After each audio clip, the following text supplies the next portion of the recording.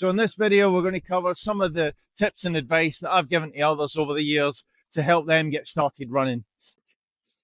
Running's a great way to improve your mental health as well as your physical health. The most critical thing that you can do as a beginner is start slowly, gradually build up. Begin with a walk-run program. For instance, walk for 5 minutes to warm up and then run for a minute. Follow that up by a 2-minute walk and then go back to another minute of running. Do this cycle for about 20 to 30 minutes. As your fitness improves, gradually increase the amount that you run, decrease the amount you walk until you can run for 30 minutes. Also, don't try to go running every single day. You will burn yourself out and your runs will begin to be very, very horrible, very negative experiences. Instead, run once or twice a week in the beginning and gradually increase that to 2 to 3 times a week so that you don't burn yourself out. Your body needs time to adjust to this new routine. Staying motivated. This is probably one of the biggest challenges that a lot of people have, is having that positive mindset to go, yay, let's go for a run. Instead, most people have that lazy little voice that sits in the background saying, you're probably too tired today, too busy, you've got too much on. Let's just go and sit on the couch and watch some telly. It looks a bit rainy outside. And all those other excuses that people come up with when they don't want to come to Jitsu. Go for a run. You've got to find that positive mental attitude to take yourself out for a run, because your body's going to lie to you before you even get out on your run. It doesn't want to move. It wants to stay on the couch, conserve energy, and not work too hard. But you got to push yourself to get out there with a positive mindset. If you go out there with a negative mindset, you may as well go home. Your run's going to be horrible. So from the get-go, you've got to work hard to keep that positive mindset. When you get out there, give yourself a reason or a goal to push for. Whether it's competing in the Brighton Jitsu Fitness Challenge, we'll put a link up here somewhere, or you just want to be able to run 5K, survive the next V, get through your next grading, whatever it is, whatever reason you come up with, just keep that in your mindset when you go out for a run, so that when you're out there running, you can think about that challenge, how well you're going to do it, and envisage it. You need to keep your mind busy. You need to give your mind something to play with while you run. So go over the work problem that you've had or uni problem that you've had. Think about your homework, whatever it is that you've got to do, because running's repetitive. And unfortunately, if you don't control your mind as well, you'll start to get bored of it. So I come up with some amazing ideas for work while I run. I always, whenever I get stuck at work, that's what I do. I go for a run, and that generally solves all the problems that I've had. So you need something to focus on. So my next tip is focus on you, not the numbers. And what I mean by that is resist that urge to track your distance, pace, and time. Focus on how your body feels and just take yourself out there and work on good running technique and getting yourself used to being uncomfortable and finding how to be comfortable running.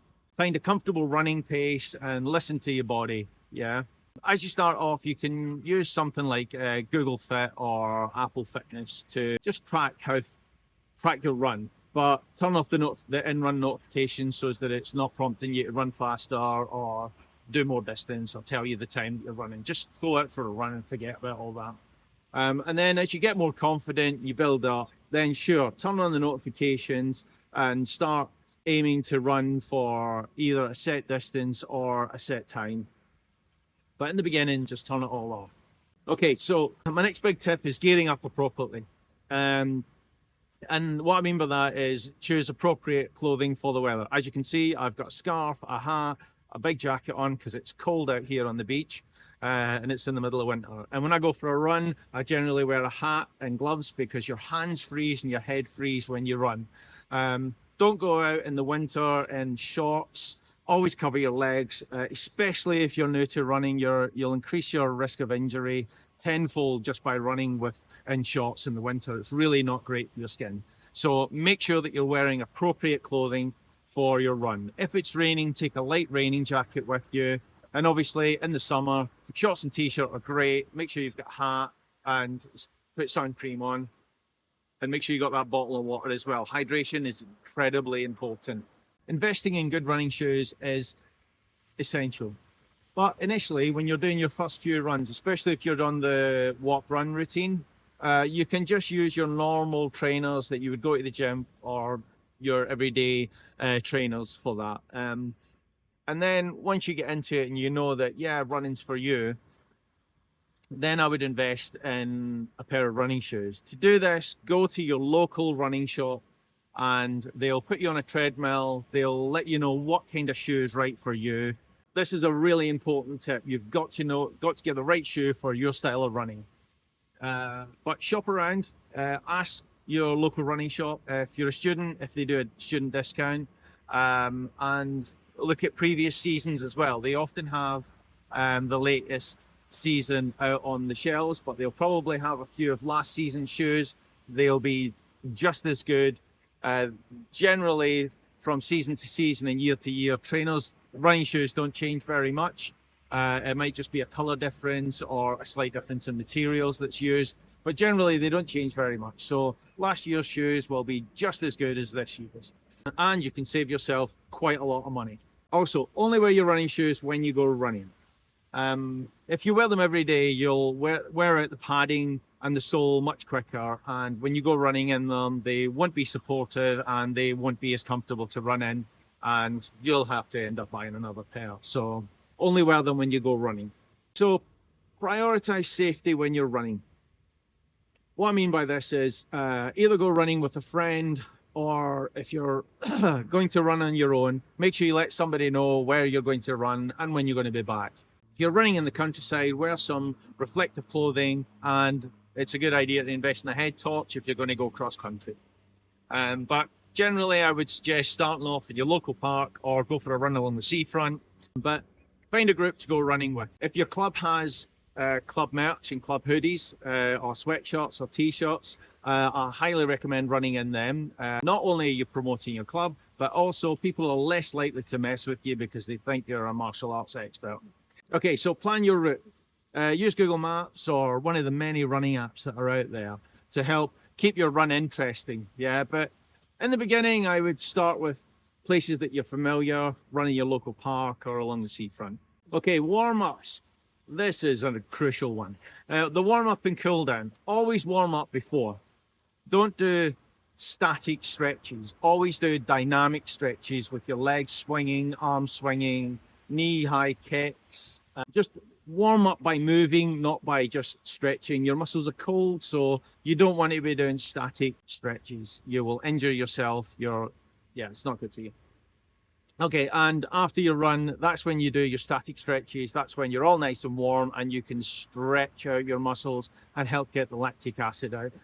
I would suggest that for each stretch that you do, you hold it for about 20 to 30 seconds, letting most of the lactic acid out of the muscle. Okay, another tip is listen to your body. Right, this one is quite important. If you're out on a run and something starts to ache, then stop running, have a stretch, have some water. But yeah, just don't run through the pain. It just leads to injuries. So in the beginning, it's really important that you focus on good form, maintaining a good running posture with a slight lean forward, and a lean forward from the ankles, not in the middle. Aim for a mid-foot strike. So what this means is you're not running on your toes and you're not smashing your heel into the ground. Aim for short, quick strides, and use your arms to keep yourself balanced. Preferably not crossing your body as you run. You want to be running with a straight line in front of you. Imagine there's a line down the middle that your hands are not allowed to cross over. Consistency in your training is key to the improvement. The more you run regularly, the more chance you have of improving. But be consistent with your training. That's the only way that you're going to see improvements. If you take weeks off and then go back to it and wonder why you're not running so well as you did before, well, that's why. Initially, create that plan where you go, I'm going to run every Tuesday and every Thursday, and then eventually you can change those 2 days that you run or 1 day that you run to being 2 or 3 times a week. Don't forget to incorporate some days where you're resting, and obviously work it around your jitsu schedule as well. fuel your body and stay hydrated. So drink water throughout the day, not just 2 minutes before you go for a run. Obviously, eat a healthy diet and consider having a light snack just before you go for a run. So have a trail bar before and then a trail bar after your run, and it'll help with your recovery. One of the last tips I've got for you is to enjoy your run, enjoy the process, enjoy getting yourself out there and running and challenging yourself. And hopefully you find running as rewarding and enjoyable an experience as I do. I hope this has been useful to you, and I hope that you're taking on the Brighton Jitsu Challenge. We'll stick another link up here to it if you don't know about it.